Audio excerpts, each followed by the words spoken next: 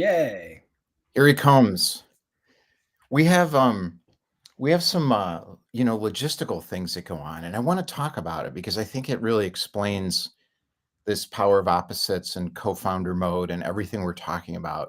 So it's like let's just explain what just happened. I'm going to explain what just happened. Um, so I have one paid person on this team, one, and she's got three kids, little kids. One has special needs, and because she's in the Philippines, her kind of habit is, "I'll do it, I'll do it, I'll do it." And over the last, year, I'm saying, "No, no, no, no, no, no, we're equals in this. So you need to tell me if you can't finish something." So I pull up the, event, and there's no description, and I'm like, "Well, now I can't figure out what to say because I'm gonna ramble around in circles for 30 minutes with Brian."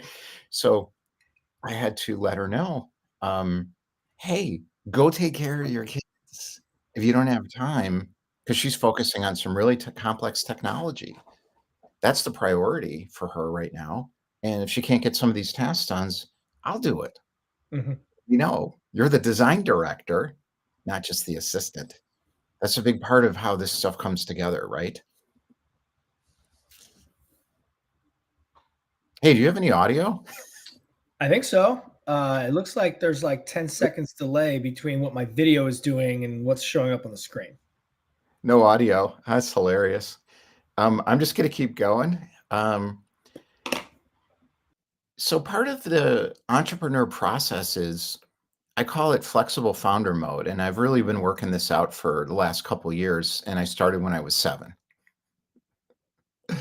Um, and what I mean by that is that as I know my own stories, and that's what this week is about, is knowing your stories, I'm able to know what I do and what I don't do. And what I don't do is organize other people. And what I don't do is get into all the details in terms of execution. I can see all the details. Why? Because I have so much experience. Not my first rodeo. However, what I'm doing is brand new and I've never done this before and no one has ever done this before, what I'm doing. Oh, he's back. Hey, Audio? I was a super delay Nope. in my video. Nope. All right. Have a great broadcast. It's all right. Here, I'm going to take you out. So what happens is because I know myself now, I know who I am in the blueprint that underlies all of the forms of humanity. Because of that, if I'm being in that state, if I'm being that thing, everything's fine. And the allies that I need to do what I'm trying to do will show up. Now, you don't just jump to that. It takes a while. In my case, a lifetime. And I was working out flexible founder mode, and I was going to talk to Brian today about the power of opposites and our relationship, where he came in after over a year of him and I working together. And I said, "You want to be the co-founder of this thing that makes no money, has no social credibility, and most people probably want to fail. If they're paying any attention, they're hoping it will fail." And his answer was awesome. And then everyone else quit. Knowing success is inevitable means you know it's inevitable because not everyone gets there overnight. And in fact, does anyone? No. It takes a while. And my life prepared me for these moments where nothing works. It works fine. Why didn't it work? Don't know. Does it matter? No. Did it not work? It's not the right question. The question is, why am I here? What am I doing? And what do I want to say? And that is simple for me now. Why? Lots of work on it. I don't have a description for the event today because it's not in the LinkedIn description because the person that has been helping me build this for the last few years now um, has 3 kids. And I told her, put your family first. Go take care of your family. Does that make me a nice guy? No, it's nothing to do with it. It's not the right question. It's not the model. This model is a different model. That's what's different. It's a line 6 in the I Ching model. And that means it doesn't exist yet in this form. Now, energetically, of course it exists, or it couldn't express itself in the world. It's coming through my life experience. So how am I supposed to know what's supposed to happen next? I can't. No one can. That's why I can't listen to anybody else. Original creation is like this. Original creation is always like this, or it's not original creation. That's the point. Did Iggy Pop know what he was going to do when he got on stage in the Stooges? No, he just did it. Was he good? No, that's the point. I was reading Rick Rubin's bio yesterday, and I really relate to this man so much. And I was listening to him talk to Richard Rudd on who wrote the Gene Key, so I also relate to quite a bit. Um, Different though, because he's English, so he's super polite. And Rick, you know, my dad sold clothes. His dad sold shoes. Jews in America. There's a lineage there. Uh, he went to NYU. I went to college of Lake County. I'm an early adopter. I was in AA, 17 to 24. Uh, First stop in the mental hospital, 17. Learned a lot. Met a lot of beautiful women. It was good for me. Same with AA, early adopter. I'm an early adopter. That's what it is. And then I noticed some of the popular kids from high school showing up in AA after I was leaving. And I'm moving to Paris, and they're showing up in AA. I'm like, I already did that. Have fun. I'm an early adopter. So is Rick. Different areas. My band is called Devil's Maker. The next Black Sabbath. There were only 2 of us in the band. We tried to add more, but no one would come. There was me playing bass, and I owned the amp, and I had the garage and the attitude, and I had a car, sort of. Barely drove it, barely functioning car, but it worked. And then my buddy is now a PhD in Spanish classical guitar and plays all over the world. He's a great guitar player. I don't mean okay, he's great, and he was great then. And he's trying to teach me how to play bass. I tried to teach myself how to play bass. Couldn't do it. It's not going to happen. Wrong instrument. What did I want? I wanted to be in Black Sabbath or Black Sabbath 2, my own version of Black Sabbath. Devil's Maker, it was called. I'm not making this up. He would say, Eric Clapton, he's okay. Jeff Beck, though. And then he'd play a Jeff Beck song off the radio or off an album. We go to record stores. Richie Blackmore, Larry, Richie Blackmore. You got to listen to Richie Blackmore. I don't get it. I can't hear what he can hear, but I went with it because that's what I wanted. I wanted anything. I ran away from home when I was 7. That's how my story begins. And my mom said, Larry, where are you going? Anywhere but here. You might want to bring a coat. It's January. And unlike Rick, I live in Chicago. It snowed a lot back then. So I packed a suitcase, and I don't remember if I put, it's a long story.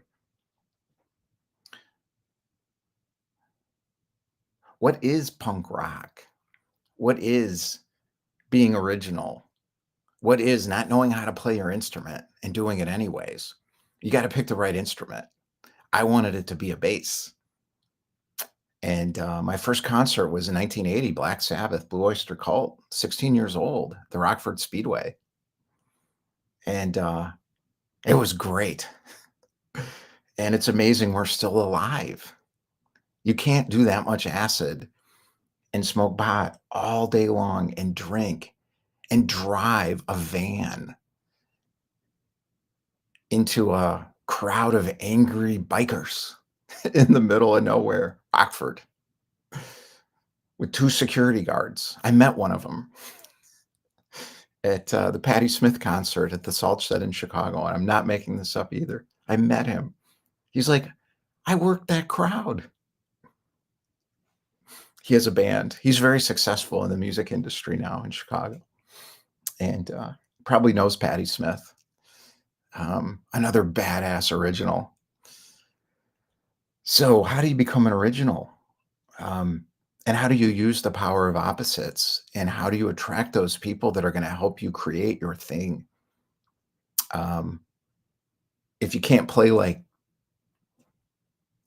I forget which band. I don't remember if it was the Pixies or I always confuse these 2 bands, the Pixies and that's Black Francis, right? And then B-52s. One of them, and I think it might have been the Pixies, but I can't remember which one. I have trouble with facts sometimes. I always have to look everything up, which is hard because Google, the AI is making it a little better, but you still have to fact check stuff. CPG chat's helpful with that, but then not always, and it's usually wrong at the beginning. Encyclopedia Britannica fact checks a lot. It takes a while to figure out what the hell happened. I got to check it, my imagination with what happened in the world. I know my version. I'm saying that for a reason because people say, "Well, that didn't happen." I'm like, "I think that's what happened."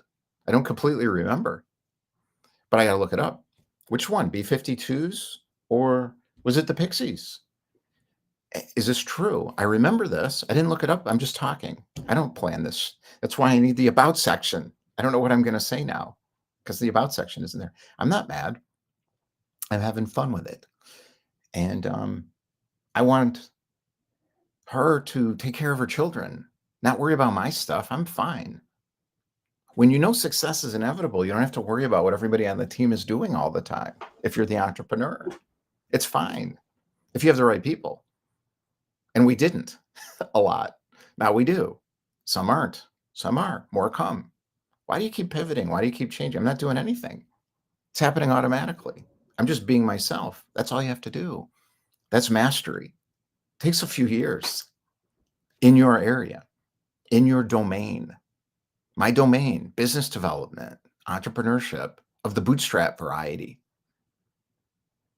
and communities, groups, networking, all that stuff, inner development. I'm an early adopter. Started early. Psych hospitals when I was a teenager. I want to put it on my resume on LinkedIn. It's the best education in the world. 3 major AA communities in Chicago, Highland Park, Illinois, DC, and then Paris. How do you think I did that? I just did it. I didn't have any connections. I had no credibility. I'm a punk rocker without an instrument. B-52s, Pixies. They didn't know how, one of them, I read this, they didn't know how to play. And they're like, we're going to play these instruments. They knew they could play. They knew they could learn how to play. They knew. I knew I couldn't. It was hard to get rid of it. It was hard to get rid of that. So, you know, instead of being in the crowd in Chicago at the Cubby Bear or, you know, Butthole Surfers or whatever, I just ignored all that stuff because I'm like, this isn't for me.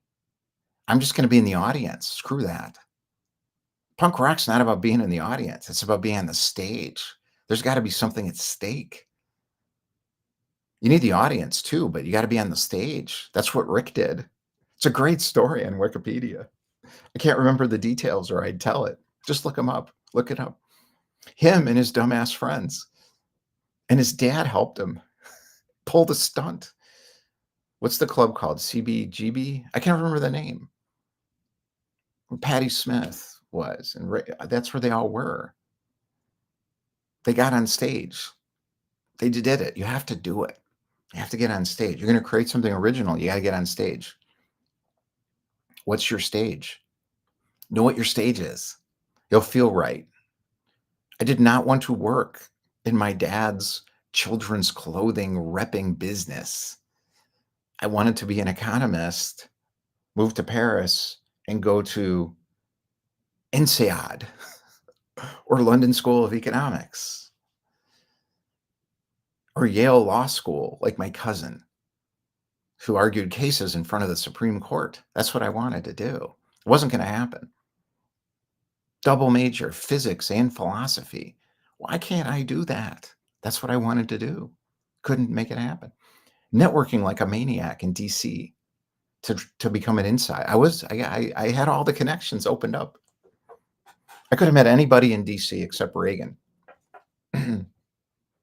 Anybody. I had the network. Once you get in, they just pass you along. But you got to know how to do it. Like, don't be an idiot. You know, like, no, I can't introduce you to that person if you're going to show up like that. And that's what happened. It's like, you're not ready for this place. It's not the right fit. Again, back to Chicago. The anchor of the United States is Chicago. Still is, I think. We'll see if that lasts. I hope it does. But if it doesn't, it'll go somewhere else. It is not San Francisco, New York, Boston, Los Angeles. It's not. New York's the capital of the world, Manhattan. San Francisco is where all the technology people are. Uh-oh. And LA is stars, the star machine. What's DC? Power. Not power of that sort, force. 48 laws of power, power. We're going to talk about that tomorrow. That's what that is. What's next for the United States of America? It's going to be fun. I'm excited. And for me personally, live like a punk rocker. That's how I see it. Be Pete Townsend. My own version of it, not him. There's already one of them. Take the guitar and smash it if you feel like it. But don't oppose anything. Why? Roger Waters said this. He says, what do you want? We want to be famous and rich. Pink Floyd. When Sid ended up in the hospital, it happened. Prog rock. I wasn't going to get him there. Partnership. Could he have done it without David Gilmour? I don't think so. Could he have done it with Sid Barrett? Sid Barrett was my hero. We all wanted to be Sid Barrett. He was in a mental hospital. Me too. I don't think so. Would it have been great music? Yes. Would they become rich and famous? I don't think so. I don't know. It's not my domain. I'm not a musician. I wanted to be. Don't want to be anymore. I want to be a stand-up comic. It's not going to happen. Oh, he'll be funny in 5 years. Yeah, you got to work at it. You got to get on stage and bomb a lot and let people laugh at you, and you throw things back at them, and eventually you get good. I know stand-up comedians. It's not easy. You got to do it. That's the point of what I'm saying is get on your stage. It could be a little stage. It doesn't matter what the stage is. It's the punk rock ethos, the hip hop ethos. It comes from the streets ethos. It's we're doing this, Tyler, the creator, because I'm creating my life as an original. I'm so proud of my daughter for discovering him at 13 and realizing all the stuff on TikTok's bullshit. She's realizing it at 13. She's like, that product was terrible. I'm like, I know, I told you. It's called marketing. You don't want to be like her. No. Well, sometimes she's 13. Of course she does sometimes, but she's realizing, no, I want to be myself. She's in a dance company, not a dance competition. She's in a dance. It's perfect for her, right? Find yourself. Did I find myself at 13? Yeah, beginning of it. Was it a mess? Yeah, it was a mess. That's part of how it works for some of us. It may be a long time before those KPIs hit the numbers you want them to hit. Doesn't matter. Don't worry about it. I know that's hard. But the people who are obsessing and worrying about that don't get anywhere in life they want to get. They go in circles for a while. Eventually, they may realize this isn't the life I wanted, even though now I feel safe and secure. Now I want to go find myself. They have enough money to do that now. Or they never get the money. And then they have the money, but they don't realize it. There was a show years ago called Bewitched. I definitely need an outline to keep myself anchored. So this man is married to this beautiful woman who's really strong, and he won't let her help him. That's how I see Bewitched. She had magic powers, twinkle, twinkle, whatever. He wouldn't let her help. It's like, no, I want to work for this asshole. Larry Tate, his boss, who worked in an ad agency, who was always afraid of losing his job. The client, the client, the client. Like, what kind of a life is that? She has magic powers. You're completely missing it. I think most people miss that, but I think whoever wrote that, they knew. They had to have. He had to have known that's what that was about. That's why that show got so popular. That's the secret, right? It's how do you intersect truth in a form that's understandable in the world to the people you're here for? That's what Rick Rubin did. The Jeet Kune Do master of real, deep, inner-directed art in the form of music. And then he wrote a book called The Creative Act, and he explained, oh, anybody can do this. Yeah, of course you can. What is the métier? What is the domain? Is it accounting? Finance? His name's Warren Buffett. He did pretty well.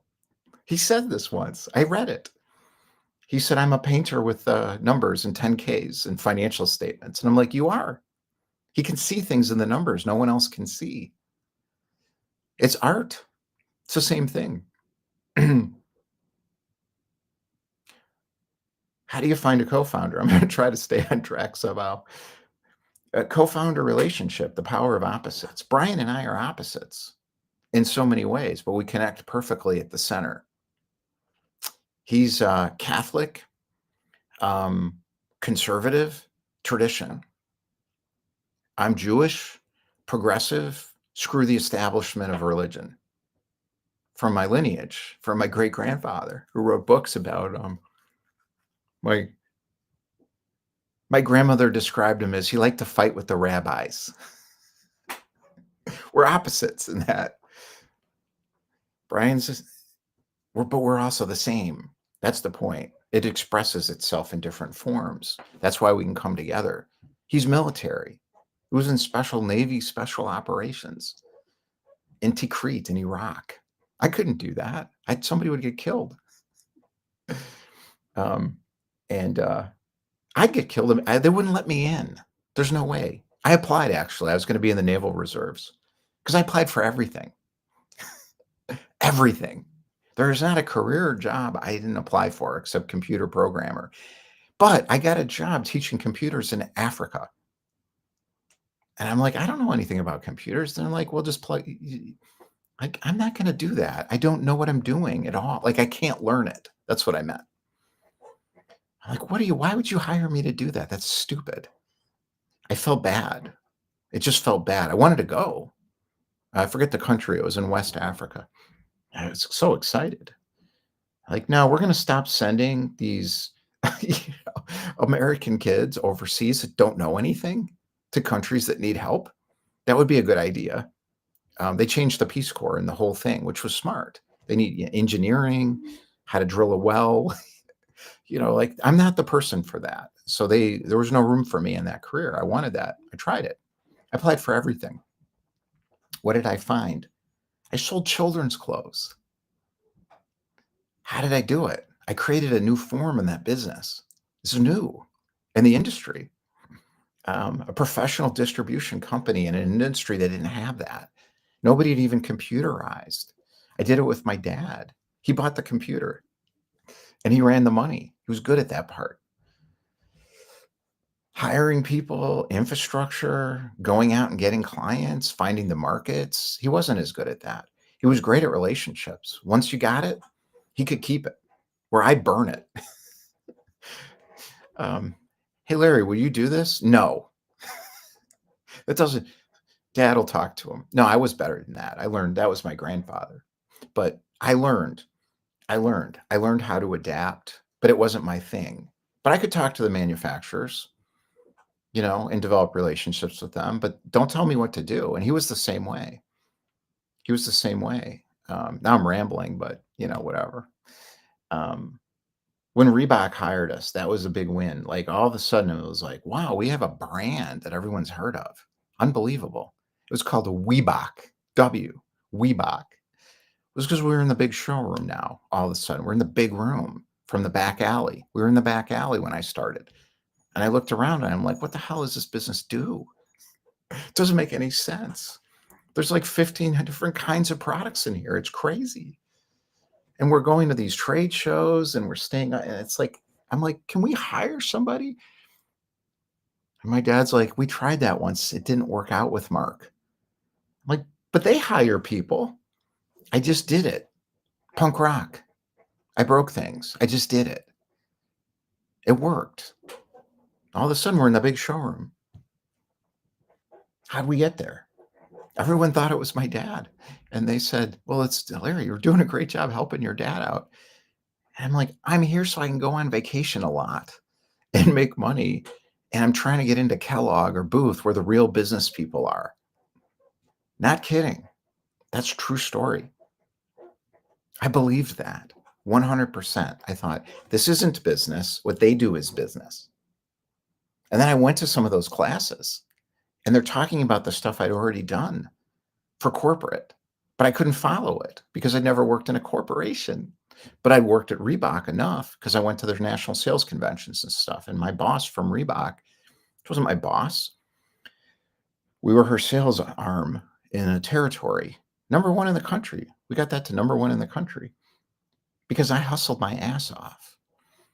And she was very smart. And she taught me a lot. She's like, Larry, they're coin operated. Who? The salespeople. Not you. I wasn't coin operated. I wanted to go to Spain for a month.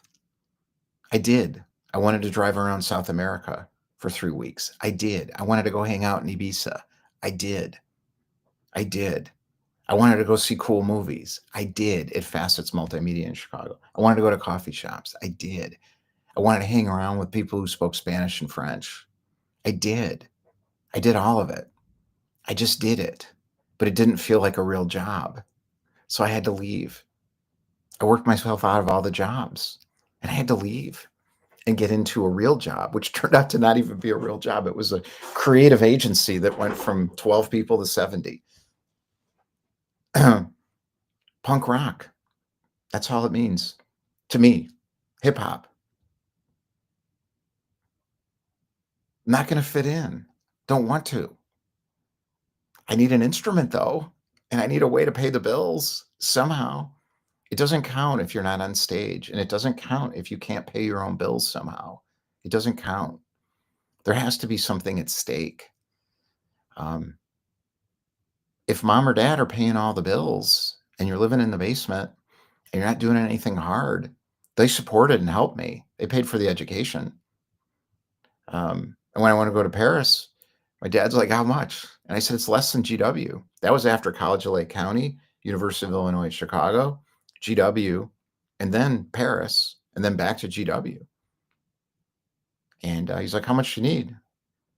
So I don't need anything. I just need you to pay for the education, $300 a month. Sometimes I got jobs. I paid for it.